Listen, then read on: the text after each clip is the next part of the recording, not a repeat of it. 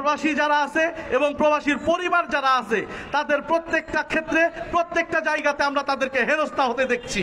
আমরা দেখেছি কিভাবে প্রবাসীদেরকে অন্যায়ভাবে দেশে যখন তারা ছুটিতে এসেছে বা দেশে যখন তারা অবস্থান করেছে তখন তাদের উপর কিভাবে অন্যায় করে জুলুম করা হয়েছে, নির্যাতন করা হয়েছে।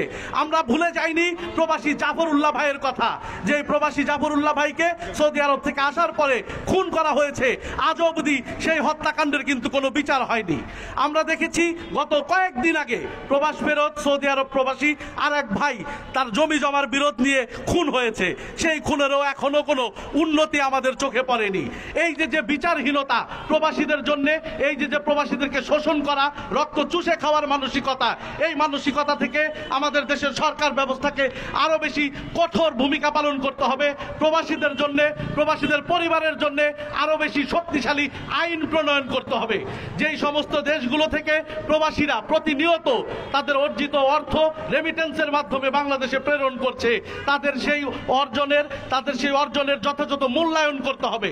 আমরা গত পরশুদিন আমরা দেখতে পেয়েছি যে হুন্ডিতে টাকা পাঠানোর বিরুদ্ধে একটা প্রজ্ঞাপন জারি করা হয়েছে, যেখানে বলা হয়েছে যে যারা হুন্ডিতে অর্থ প্রেরণ করবে তাদের বিরুদ্ধে নাকি আইনানুগ ব্যবস্থা গ্রহণ করা হবে।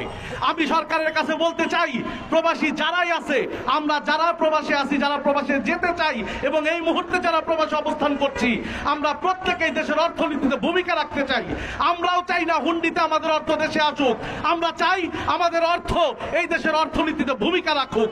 কিন্তু যেই সকল আমরা জানি যে বাংলাদেশ থেকে গত কয়েক বছরে 13,000 কোটি টাকা পাচার হয়েছে, কিন্তু এই যে পাচার হয়েছে তাদের বিরুদ্ধে কোনো পর্যাপ্ত পদক্ষেপ আপনাদেরকে আমরা নিতে দেখি না।